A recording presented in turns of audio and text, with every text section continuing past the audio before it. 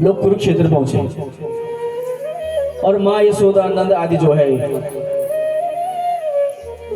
तब से रास्ता देख ही रही थी, लेकिन भगवान कृष्ण नहीं आए। मिलने आ गए, ये तो आता नहीं तो हमें मिल ले। अब जब देखो इतने साल के बाद अब इनकी भेंट हो रही, थोड़ा शांति का दान सभी। तो जब इनकी भेंट हुई तो माँ यशोदा जो है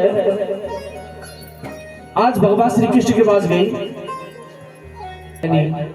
अब ध्यान से सुनना, ये अंतिम ज्ञान है कि कथा का सार क्या है, संदेश क्या है।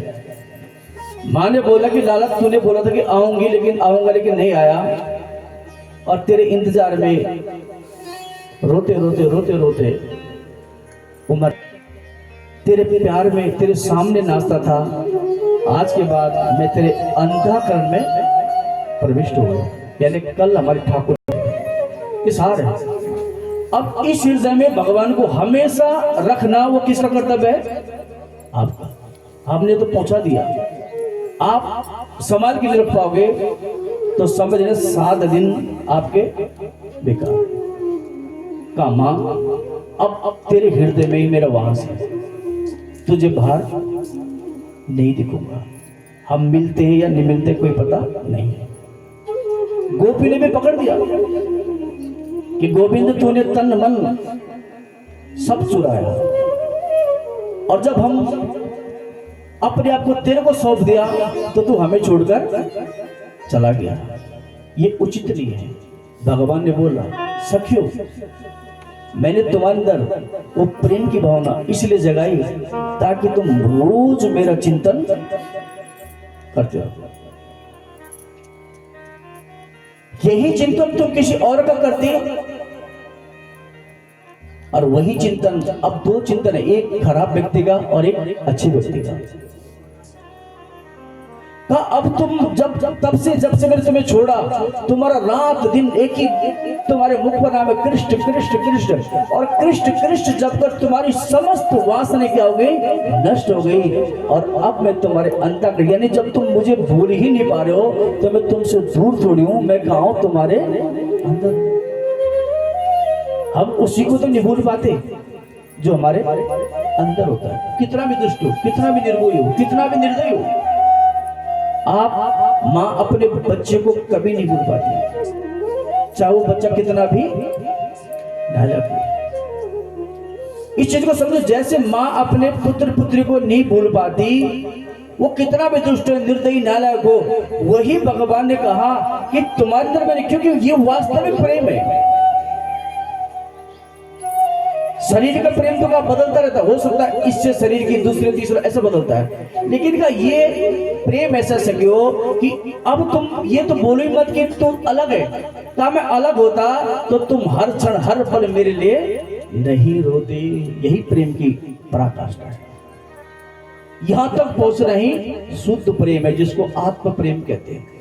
शरीर से बहुत ऊपर है ये, शरीर से इतना ऊपर है कि वहां पर शरीर का कोई महत्व ही नहीं। ध्यान रखना। और ये किसी से हो सकता है, बुजुर्ग का, जवान से जवान का, बुजुर्ग से का सकियो। गोपियां समझ गई कि प्रभु तेरी लीला अपरंपार है। हम तो रोती रहे और तूने तो देखते देखते देखते हमें अपना बना लिया। उसके बाद भगवान ऋषि की सभा में गए, अनेक ऋषि आए थे वहां पे। भगवान ने ऋषियों को प्रणाम किया और क्या बोले ऋषियों से, ध्यान से सुनना। क्या ऋषियों, तीर्थ वही नहीं है जहां पर जल बहता है, तीर्थ वो भी बन जाता है जहां पर ऋषि मुनियों का आगमन होता है। आज ये गांव भी तीर्थ बना हुआ है। समस्त ब्राह्मणों का, आप जैसे मातृ शक्तियों का, यहाँ पर जो भी आ रहा है सब शुद्ध भाव से आ रहे हैं। जो भाव हमारा घर के अंदर है वो भाव हमारा, तो यहाँ पर जो भी आ रहा है सब शुद्ध मन से, शुद्ध विचार और शुद्ध हृदय से आ रहे हैं। इसलिए ये पूरा क्षेत्र क्या बन गया, तीर्थ। तो कहा तीर्थ जल में, तीर्थ तीर्थ नहीं है, तीर्थ वो भी है जहां पर संत महात्मा ब्राह्मण आते हैं। ऋषि ने कहा कि प्रभु आज आपका दर्शन हुआ और हम आपके श्री चरणों में प्रणाम करते हैं। ऋषि ने भी भगवान से आशीर्वाद लिया।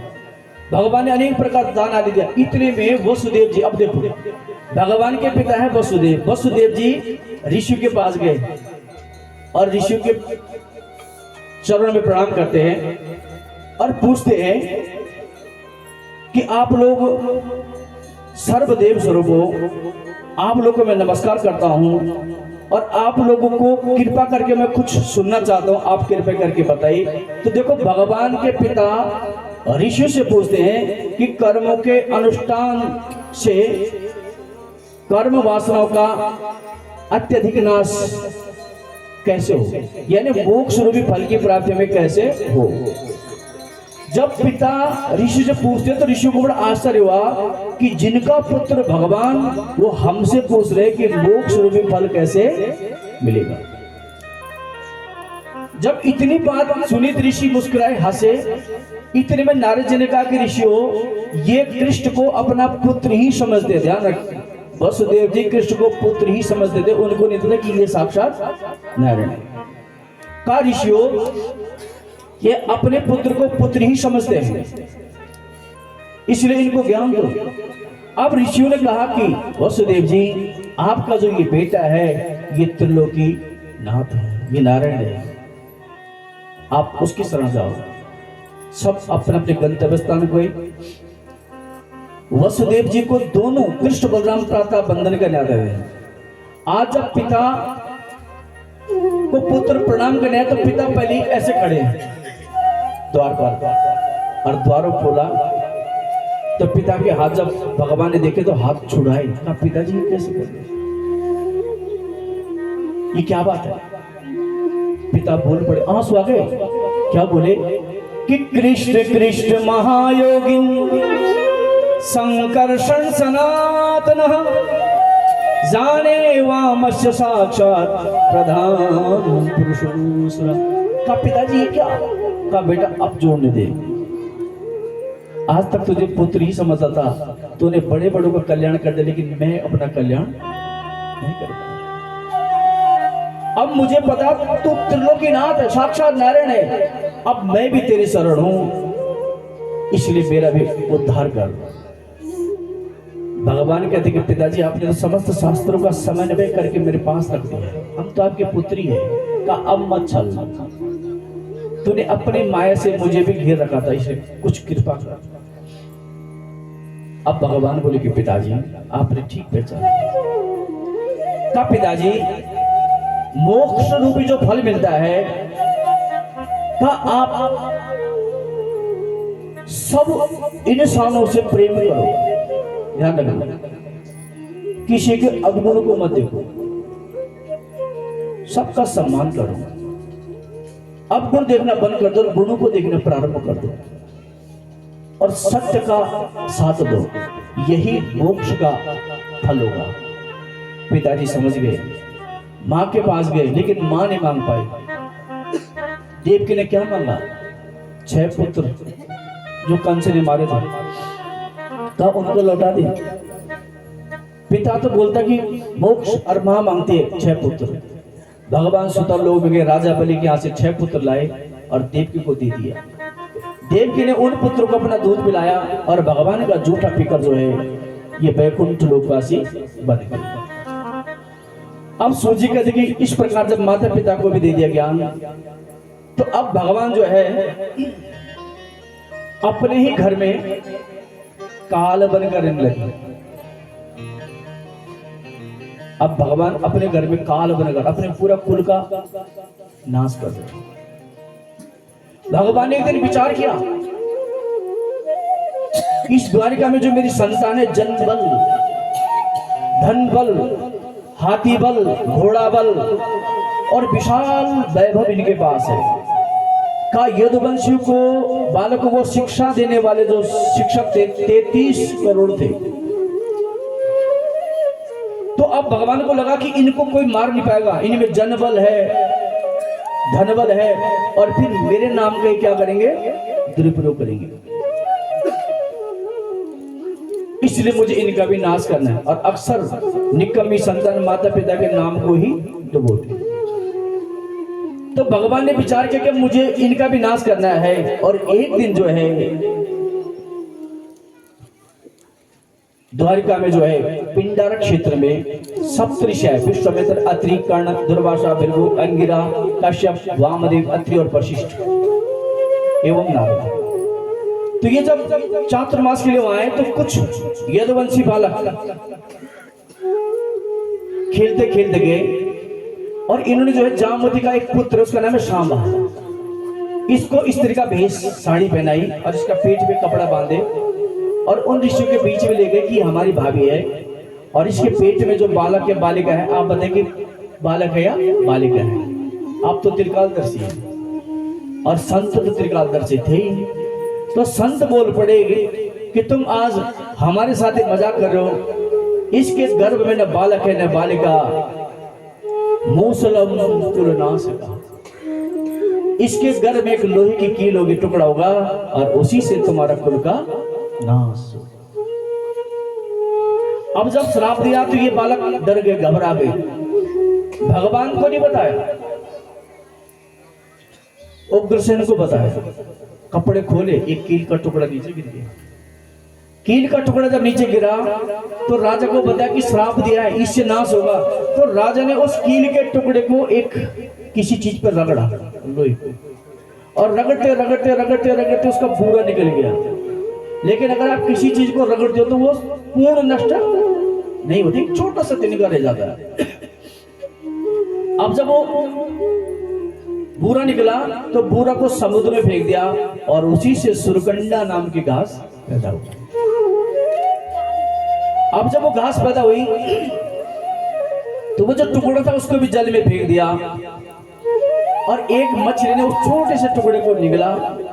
जरा नाम का व्याध आया, मछली को पकड़ा, उसके अंदर टुकड़ा, और इसने अपनी धनुष की जो बाण है उसके आगे डोक को लगा दिया ताकि किसी जीव का मैं वध कर सकूं। बस यहां से कहानी शुरू हो जाती है। इधर का परीक्षित एक दिन वसुदेव जी क्या नारद जी आए। तो नारद जी जब आए तो वसुदेव जी ने नारद जी को प्रणाम किया और कहते हैं कि भगवान भवतो यात्रा स्वस्थ सर्वदेहिनाम कृपाणाम तथा पित्रो रुण्यम श्लोक वर्तमान। अब वसुदेव जी नारद जी को क्या कहते हैं कि प्रभु संसार में माता पिता का आगमन किसके लिए होता है? संतान के लिए। लेकिन क्या आप जैसे संतों का आगमन किसके लिए होता है? जन कल्याण के लिए। यहाँ पे ब्राह्मणों का आगमन किसके लिए? जन कल्याण के।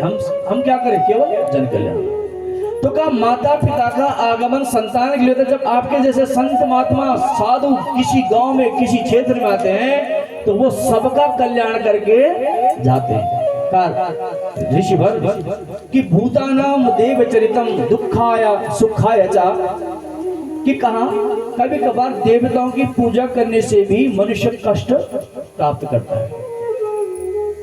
और कहा कई बार काफी समय तक जब हम देवताओं की पूजा करते हैं तो देवताओं की पूजा करके जो ज्ञान हमें प्राप्त नहीं होता वो 7 दिन में संत महात्माओं के द्वारा उससे कई ज्ञान हमें पैदा हो जाता है।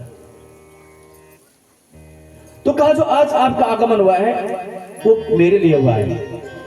तो कहा आप मुझे बताइए कि भागवत धर्म क्या है? तो नारद जी कहते कि इसमें एक नवयोगेश्वर और राजा निमिका संवाद में सुनाता हूं। कहा उन्होंने भी पूछा कि भागवत धर्म क्या है?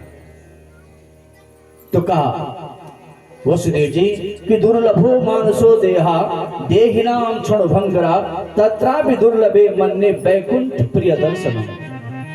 कहा वसुदेव जी पहले तो मनुष्य शरीर मिलना बड़ा दुर्लभ है और उस शरीर मिलने के बाद क्षण भर का सत्संग, वही कथा और व्यथा का क्षण भर का सत्संग। आज हमने कथाओं को केवल नाचने तक भागवत को रख दिया। ध्यान रखना ये पितृमोक्ष है। वो पितृ भी ऊपर से देखते हैं, एक तरफ हम उनके लिए रो रहे हैं और दूसरी तरफ हम रात भर हल्ला मचा रहे हैं। ये परंपरा भी गलत है। ये सुख की विवाह थोड़ी है। अरे हमारे बीच से कोई गया हुआ है, ये फोटो लगी यहाँ पे। ये कोई ऐसा कार्य थोड़ी कि जो खूब अज्ञानतावश जब तक करते थे अब बंद कर देना चाहिए। ये पितर देख रहे, एक तरफ हमें भेज रहे, अरे ये तो जा रहे हैं। तो ये पितृ भी सोचते कि खुशी मना रहे हैं या दुखी हो रहे हैं। इसलिए कई बार ऐसे कर्म से पितृ को भी मोक्ष नहीं मिलता। इस परंपरा को भी आप लोगों ने रोकना है। अगर ये रुकेगी नहीं तो आने वाले समय में भागवत का मैं तो केवल कीर्तन भजन तक ही रह जाएगा, कथा जीरो हो जाएगी। तो ये तो पितृकार्य है, ये कोई विवाह आदि थोड़ी है, इसकी मर्यादा है। तो कहा क्षण भर का सत्संग मिलना और भी दुर्लभ है।